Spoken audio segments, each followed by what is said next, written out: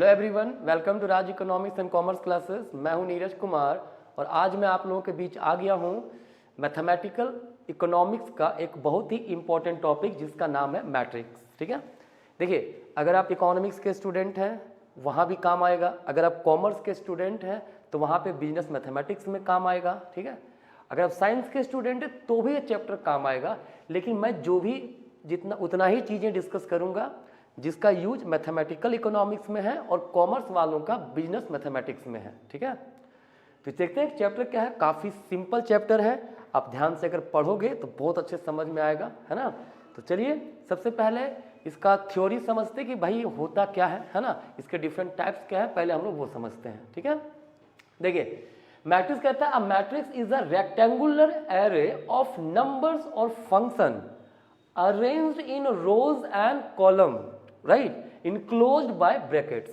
Clear है। देखिए कहता क्या है, ये सिंपली नंबर्स और फंक्शन का अरेंजमेंट है, किसमें, इनटू रोज एंड कॉलम्स। ठीक है, जब हम लोग किसी नंबर किसी फंक्शंस को रो और कॉलम के फॉर्म में अरेंज करें एंड क्लोज कर दे ब्रैकेट के थ्रू, तो वो हमारा कहलाता है सिंपली मैट्रिक्स, राइट। देखिए अगर आप ध्यान से देखिएगा तो इसका रिप्रेजेंटेशन मैंने यहाँ पे दिया हुआ है, ये m/n मैट्रिक्स का फॉर्म है। ठीक है, जिसमें क्या हो रहा है, देखिए इसमें रो और कॉलम क्या है आपका, इधर जो हमारा ये जो है ये हमारा रो 1 है, ये हमारा रो 2 है, राइट। उसी तरह कंटिन्यू होते होते ये हमारा रो m है।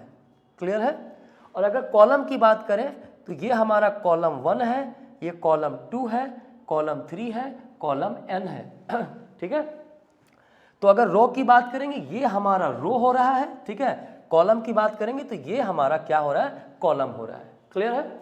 जितने भी नंबर ऑफ रो रहेंगे उसको m बोलते हैं, जनरली हम लोग m से डिनोट कर रहे हैं यहाँ पे, और जितने नंबर ऑफ कॉलम है उसको n से रिप्रेजेंट कर रहे हैं। ठीक है, इसको पढ़ते हैं m/n। ठीक है, m means row, n means column, मतलब कितने नंबर ऑफ रो है कितने नंबर ऑफ कॉलम है उसको यहाँ से हम लोग देख के बता सकते हैं। क्लियर है। तो ये सिंपली हुआ मैट्रिक्स का मीनिंग और उसका रिप्रेजेंटेशन। ठीक है, ध्यान से देखिएगा, यहाँ पे मैंने लिखा है A11, A12, A13, इसका मतलब क्या है वो समझिए। A11 का मतलब है फर्स्ट रो का पहला कॉलम का एलिमेंट क्या है वो, ये है फर्स्ट रो का सेकंड कॉलम का क्या एलिमेंट है वो, पहला रो है दूसरा कॉलम, याद रखिएगा 1 है तो पहला 1 रो को रिप्रेजेंट कर, दूसरा कॉलम को, चूंकि m पहले क्या बोला मैंने, रो फिर कॉलम, राइट। अगर उस तरह मान लीजिए इसको देखें A23 को, तो क्या है, सेकेंड रो का थर्ड कॉलम का एलिमेंट। ठीक है, देखिए सेकेंड रो हुआ ना, ये कॉलम थर्ड है ना। अगर हम इसकी बात कर रहे हैं तो क्या m number of row third number of column. Clear है। तो ये सब एलिमेंट्स हैं जितने भी A11, A12, A13 जो दिखा रहा है, दीज आर द एलिमेंट्स। ये हमारा नंबर हो सकता है, कोई फंक्शन हो सकता है। क्लियर है।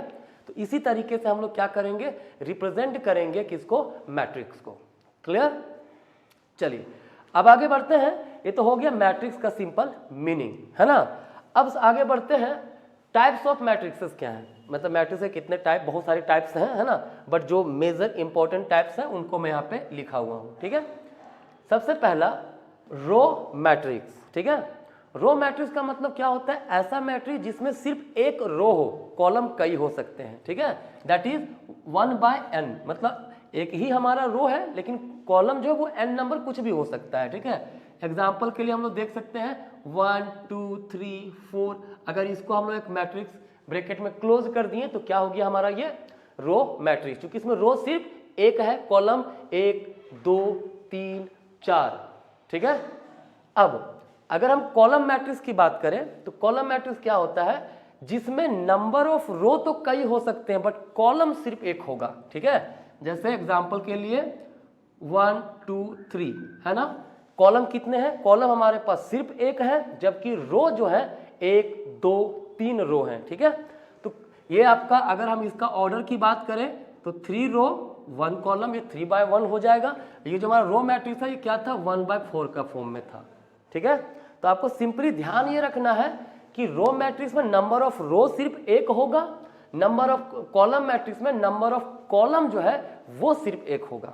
ठीक है, अब देखिए अगर हम बात करें रेक्टेंगुलर मैट्रिक्स का, ठीक है, तो ऐसा कोई भी मैट्रिक्स जिसमें नंबर ऑफ रो और नंबर ऑफ कॉलम इक्वल नहीं हो वो क्या कहलाएगा, हमारा रेक्टेंगुलर मैट्रिक्स। एग्जाम्पल इसमें भी ले सकते हैं, जैसे 1 2 3 2 5 4। इसमें देखिए तो नंबर ऑफ रो कितने हैं, नंबर ऑफ रो हमारा 2 है, नंबर ऑफ कॉलम हमारा कितना है, 3 है। ठीक है, तो ऐसा कोई भी मैट्रिक्स जिसमें number of row number of column equal ना हो उसे हम लोग कहते हैं rectangular matrix. Clear? Now next is square matrix. Square matrix का मतलब क्या होता है, ऐसा मैट्रिक्स जिसका number of row and number of column दोनों एक जैसा हो, मतलब दोनों सेम हो, है ना।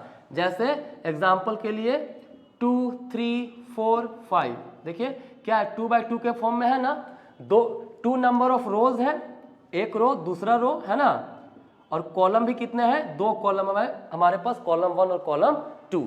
तो अगर number of row number of column दोनों इक्वल हो तो वो हमारा कहलाएगा square matrix. Clear?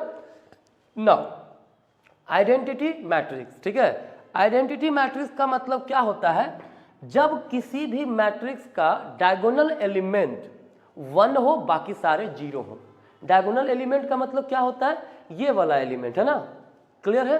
Diagonal element कहता है अगर 1 हो बाकी रेस्ट सारे एलिमेंट 0 हो तो वो कहलाएगा आइडेंटिटी मैट्रिक्स। और इसको हम लोग आई से रिप्रेजेंट करते हैं। कैसे रिप्रेजेंट करते हैं हम लोग इसको, आई से रिप्रेजेंट करते हैं। ठीक है, जैसे 1 0 0 1, ये 2 बाई 2 के फॉर्म में हो गया।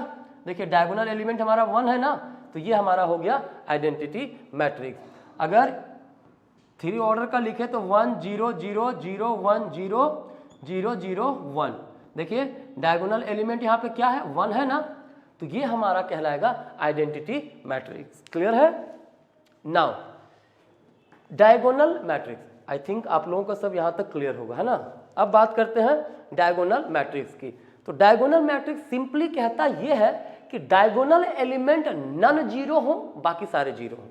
ठीक है, जो डायगोनल एलिमेंट होंगे वो क्या होंगे, नन 0 होंगे, बाकी सारे के सारे 0। जैसे एग्जाम्पल के लिए हम लोग लिख सकते हैं 5 0 0 0 2 3 0 0 0 3, है ना।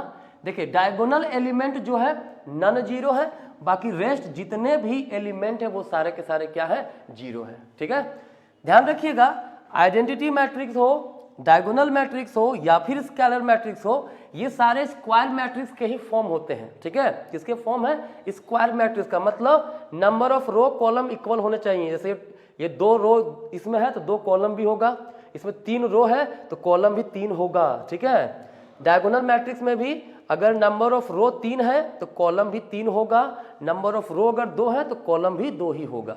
ठीक है, आई थिंक ये क्लियर है आप लोगों का। नाउ नेक्स्ट है स्केलर मैट्रिक्स। स्केलर मैट्रिक्स क्या होता है, देखिए जब भी स्केलर मैट्रिक्स की बात करें हम लोग तो कहता है जिसका डायगोनल एलिमेंट इक्वल हो, जैसे 2 0 0 0 2 0 0 0 2, है ना। तो देखिए यहाँ पे ध्यान से देखिए, ये जो डायगोनल एलिमेंट है सब 2 है ना। तो जब डायगोनल एलिमेंट सारा इक्वल हो बाकी के एलिमेंट जो है वो 0 रहेंगे। ठीक है, तो उसको हम लोग क्या बोलेंगे, स्केलर मैट्रिक्स। क्लियर है? अब यहाँ से देखिए तो हम लोग आइडेंटिटी मैट्रिक्स को भी बोल सकते हैं ना स्केलर, बिल्कुल बोल सकते हैं, क्योंकि आइडेंटिटी मैट्रिक्स का जो डायगोनल एलिमेंट है सारा का सारा क्या है, 1 है, सब इक्वल है ना।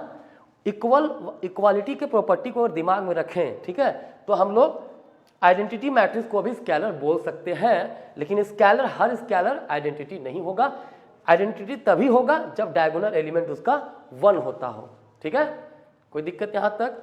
मुझे लगता है जो मैंने डिफाइन किया है मैट्रिक्सेस क्या होता है, इसके डिफरेंट टाइप्स जो मैंने बताया है, यहाँ तक आप लोगों का क्लियर है। ठीक है, तो अब मैं आपके पास आगे लेके आ रहा हूँ, ठीक है, उसमें रहेगा मैट्रिक्स के ऑपरेशंस। ठीक है,